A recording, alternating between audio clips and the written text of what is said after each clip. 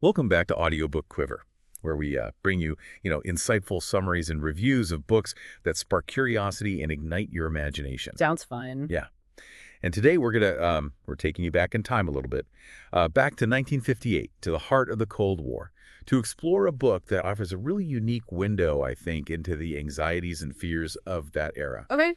We're looking at J. Edgar Hoover's Masters of Deceit, the story of communism in America and how to fight it. Oh, wow. This book, this isn't just like a history lesson. This is like a primary source. Yeah. It really reveals J. Edgar Hoover's perspective uh, on the communist threat, Right. a perspective very much shaped by his role as the director of the FBI for so long. And you have to remember, Hoover was a really towering figure in law enforcement, a man who really dedicated his life to fighting crime and safeguarding national security. Yeah. So when he writes about communism, he's not just offering like an academic analysis. He's really sounding an alarm, urging Americans to recognize and resist what he saw as an existential threat to their way of life. And he doesn't mince words. Like right out of the gate, he's making it very clear that he sees communism not really just as like a political ideology, but as a false materialistic religion. Mm-hmm. He's arguing that it seeks to replace faith in God with devotion to the state, Okay. promising like a utopian future while delivering really just tyranny and oppression. He paints a pretty stark picture of what a communist America might look like, Oh, yeah. doesn't he? With nationalized industries and collectivized farms, the suppression of free speech, and the very real possibility of just disappearing if you dare to question the party line. It's chilling, a very chilling vision. And Hoover wants you to understand that this isn't like some distant threat.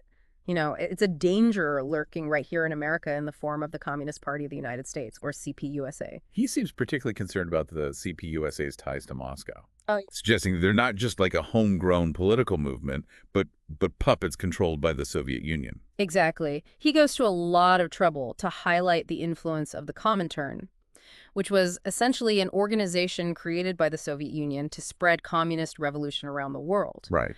And Hoover argues that the CPUSA took its orders directly from the Comintern, making it a tool of Soviet foreign policy rather than a legitimate expression of American dissent. To illustrate this point, he talks about the Lenin School in Moscow, where American communists were sent for training in revolutionary tactics. Yes. He even named some prominent graduates like Betty Gannett and Gus Hall, Yeah. figures who would later become leaders in the CPUSA. It's a way for Hoover to demonstrate that this wasn't just some theoretical threat. There were real Americans being trained in Moscow to bring communist revolution to the United States. So he's establishing a clear narrative here. The CPUSA is not a group of well-meaning reformers. They're agents of a hostile foreign power, bent on undermining American democracy. Exactly. And to understand how this ideology even took root, he takes us back to the source, to the so-called founding fathers of communism, Right. Karl Marx and Friedrich Engels. Now, most people probably know Marx as the author of the Communist Manifesto, but Hoover delves into their personal lives, Yes.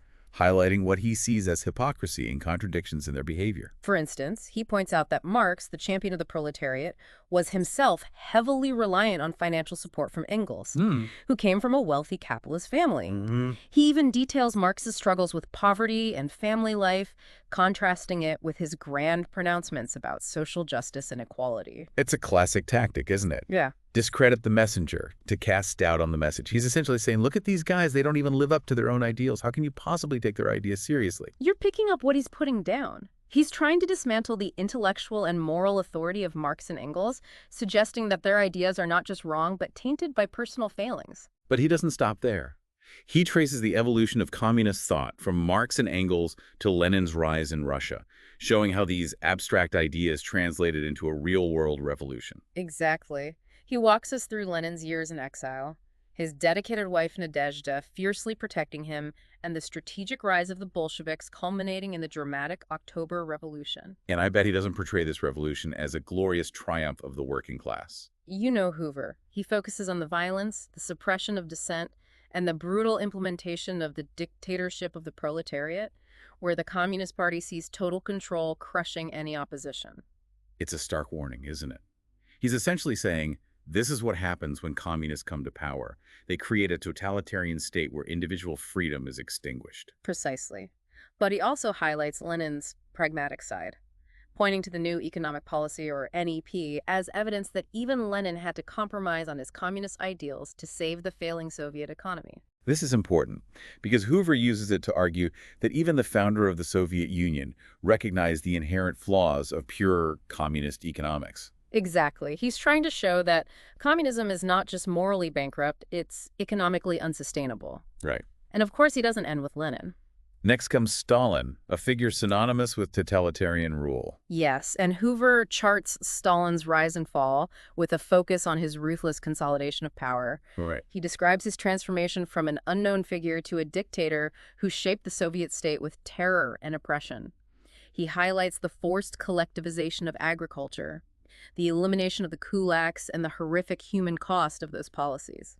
It's a bleak picture, but it serves a purpose in Hoover's narrative. Yeah. He's essentially saying, look what happened in Russia under Stalin. This is the logical endpoint of communist ideology, a totalitarian nightmare. It's a powerful argument, and one that resonated deeply with many Americans during the Cold War, but now he has to connect it back to the United States. And that's where he turns his attention to the CPUSA. Right. He wants to show how this foreign ideology took root on American soil and the threat it poses to American democracy. Exactly. He delves into the early days of the CPUSA, emphasizing their connection to Moscow and the Comintern's control over their activities. He argues that they weren't just advocating for social change, they were actively working to undermine the American government and pave the way for a communist takeover. Oh. Yeah. So before we dive further into Hoover's assessment of the communist threat in America, it's important, I think, to understand the historical context in which he's writing. Right. 1958 was a time of heightened Cold War tensions. Yeah. The Soviet Union had just successfully launched Sputnik, the first artificial satellite, and a lot of Americans feared the communists were gaining the upper hand in the technological and military race. Exactly. And this fear of communist expansion, it wasn't just limited to foreign policy, There was also this growing concern about communist infiltration within American society itself. Hoover taps into this fear. Oh, yeah. He really wants you to believe that communists aren't just lurking in the shadows, they're actively working to undermine American institutions from within. He does. And one of the key ways he tries to illustrate this threat is by highlighting what he calls the 5 deceptive claims communists use to lure unsuspecting Americans. He argues that they deliberately misrepresented their true goals, using appealing language and seemingly progressive ideas to mask their revolutionary agenda. So it's not just a battle of ideas, it's a battle against deception, against a cunning enemy that's hiding in plain sight, using trickery to gain a foothold in American society. That's the essence of his argument. And he breaks down these deceptive claims one by one, starting with the claim that communists are just liberals. He argues that this is a blatant falsehood, designed to confuse well-meaning Americans who support liberal causes like social justice and economic equality. But wouldn't communists also support those causes? Yeah. I mean, their whole ideology is based on the idea of creating a more just and equitable society. Hoover acknowledges this apparent overlap, but he argues that the communists' ultimate goal is not reform, it's revolution. He claims they're willing to exploit genuine grievances and manipulate liberal ideals to advance their own agenda, which is the violent overthrow of the existing system. So he's saying that even if they talk about social justice, their walk leads down a very different path, a path that ends in tyranny and the suppression of individual liberties. That's the gist of it. And he uses specific examples to back up his claim, like citing a derogatory poem titled March of the Liberals that was published in New Masses, which was a communist magazine. That's interesting. So he's not just relying on his own interpretations. He's using their own words and publications to expose what he sees as their true intentions. Precisely. He's trying to dismantle the idea that communists are simply a more radical wing of the liberal movement. He wants you to understand that they have a fundamentally different worldview, one that's incompatible with American democracy. Okay, so he's debunked the communists are just liberals claim. What's the next deceptive tactic on his list? He then tackles the claim that communists are progressives. Right. Again, he argues that this is a deceptive label designed to appeal to Americans who believe in progress and social advancement. But haven't communist regimes made significant strides in areas like education, healthcare, and technology? I mean, surely that could be seen as progressive. Hoover acknowledges that there have been some advancements under communist rule, but he argues that these gains are overshadowed by the human cost, the suppression of freedom, and the brutality of totalitarian regimes. He calls communists barbarians in modern dress, suggesting that beneath their veneer of progress lies a deep-seated savagery. He's not holding back. No. It's a pretty harsh assessment. It is, and whether you agree with him or not, you can't deny that he's making a strong case. He's using vivid language and historical examples to try to shock you into recognizing the danger he sees in communist ideology. Okay, so he's addressed the liberals and the progressives. What's the next deceptive claim he wants to expose? The third claim he tackles is that communists are champions of democratic reforms. He argues that their support for things like higher wages, better working conditions, and social welfare programs is not driven by genuine concern for the people, but by a cynical desire to exploit these issues for their own political gain. So he's saying that their support for these popular causes is just a ploy to gain power and ultimately overthrow the very democracy they claim to be working within. That's his argument. He believes they're using these issues as a Trojan horse to infiltrate and weaken democratic institutions from the inside. It's a pretty cynical view of human motivation. It is, but Hoover believed that communists were willing to use any means necessary to achieve their goals, even if it meant manipulating people's genuine desire for a better world. So he's essentially warning people to be wary of those who promise easy solutions or claim to have all the answers. He's saying, look beyond the rhetoric, examine their actions, and consider their ultimate goals. You got it. Now, the fourth deceptive claim he addresses is that communists are defenders of democracy. He finds this particularly insidious because it strikes at the heart of American identity. Right. America prides itself on being a beacon of democracy, a model for the world to follow. So how does Hoover refute this claim? He argues that communist democracy is a sham, a perversion of the very concept. He points out that communist regimes typically have one-party rule, suppress dissent, and control the flow of information. He claims their version of democracy equates to total party control and the elimination of any opposition. So it's a democracy in name only. It's the party dictating everything, controlling the narrative, and using force to silence anyone who dares to challenge their authority. Exactly, and Hoover argues that this deceptive use of language is one of their most powerful weapons.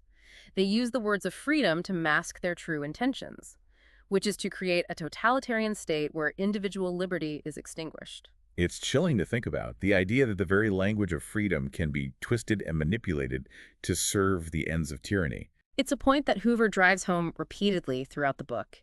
He wants you to be aware of this linguistic deception, to understand that words can be used to conceal as much as they reveal. Okay, so he's tackled 4 of the 5 deceptive claims. What's the final one he addresses? The last claim he debunks is that communists are humanitarians. This might seem like a strange one to refute, given that communist ideology is often framed around ideas of social justice and compassion for the oppressed. I can see how that might seem counterintuitive. How does Hoover argue against this claim? He cites historical events like the Korean War, the Soviet interventions in Hungary and Czechoslovakia, and the brutal purges that took place under Stalin. He argues that these actions demonstrate the true nature of communist regimes, which is not compassion but ruthlessness and a willingness to use violence and terror to achieve their goals. So he's pointing to the gap between their rhetoric and their actions, the disconnect between their professed ideals and the reality of how communist regimes have actually behaved. Precisely. He's saying, don't be fooled by their talk of peace and brotherhood. Look at their track record. Look at the human cost of their revolutions. Okay, so he's laid out these 5 deceptive claims. What does he do with them? How does he use them to build his overall argument about the communist threat in America? Well, he argues that these claims are not just isolated examples of communist propaganda. They're part of a systematic effort to deceive and manipulate the American people. He claims that the CPUSA used these deceptive tactics to infiltrate various groups and institutions, from labor unions and civil rights organizations to schools, universities, and even churches. So it's not just about spreading ideology. It's about infiltrating and subverting the very fabric of American society. He's saying they're everywhere, and they're using deception to gain power and influence. Exactly. He wants you to understand that this isn't just a political battle, it's a cultural war, a fight for the hearts and minds of the American people. So we've been kind of exploring J. Edgar Hoover's Masters of Deceit, a book that gives us a look into his perspective on the communist threat during the Cold War. Yeah, we talked about how Hoover thought communists were using sneaky tactics to worm their way into American society. Now let's look at some specific examples he uses. He talks a lot about how the CPUSA tried to get into labor unions. Why were they so focused on that? Well, Hoover saw unions as super important to the American economy and, of course, national security. Right. He thought communists wanted to use labor unrest to mess with production, cause trouble between workers and their bosses, and basically weaken the U.S. from the inside. So it wasn't just about fighting for better conditions for workers. Nope. He saw it as using those rights to damage capitalism itself. He points to times when he says communists started strikes just to push their own agenda, not to actually help the workers. He also mentions them trying to get into the government, which is even scarier. Right. And he talks about cases like, remember Judith Kaplan, the U.S. government employee caught giving secrets to a Soviet agent? Oh, yeah, that was a big deal back then. Huge. And for Hoover, it proves that communist spying was a real threat. They were actively trying to steal secrets and hurt our security. It's scary stuff. But we do have to remember, this is all from Hoover's point of view. For sure.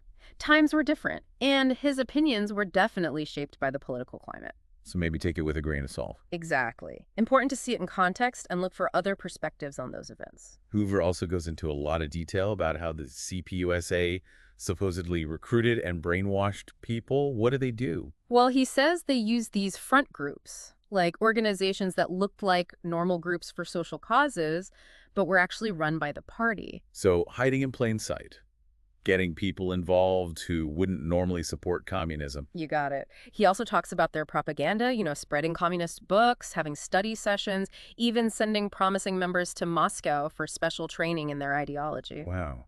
It sounds like a really controlled, intense organization, almost like a cult. That's the image he's going for sure. He claims they were super good at manipulating their members, making them totally devoted to the cause of overthrowing the government. This book is old, though, right? Like over 60 years old. Yeah. Does what Hoover's saying even matter anymore? It's tricky. The world is totally different. No more Soviet Union, and the communist threat Hoover talked about isn't really the same. But I feel like some of it still applies, doesn't it? Oh, absolutely. Like fake news, people twisting words to get their way, extreme groups messing with our institutions. We see that today, just in different ways. So the communist thing might not be the same, but the basic ideas of being careful, thinking critically, and protecting our democracy are still super important. Couldn't agree more. Hoover's book, even now, reminds us to value free speech and thought, but also to watch out for people trying to use those freedoms to hurt our values. Yeah. Well, we've really gone through a lot with this book. It's complicated and even controversial. It shows us what people were afraid of back then, but it also makes us think about what's important now, what we believe, how much freedom we have, and how to stay safe without giving up our liberties. For anyone who wants to know more about the Cold War and how being against communism affected America, this is a book worth checking out. Definitely. Just remember to read it critically, think about when it was written, and look for different points of view on what it talks about. And if you enjoyed this review and summary, don't forget to like this video and subscribe to Audiobook Quiver. Hit that notification bell so you don't miss our next look at a fascinating book. Thanks for joining us, and happy reading.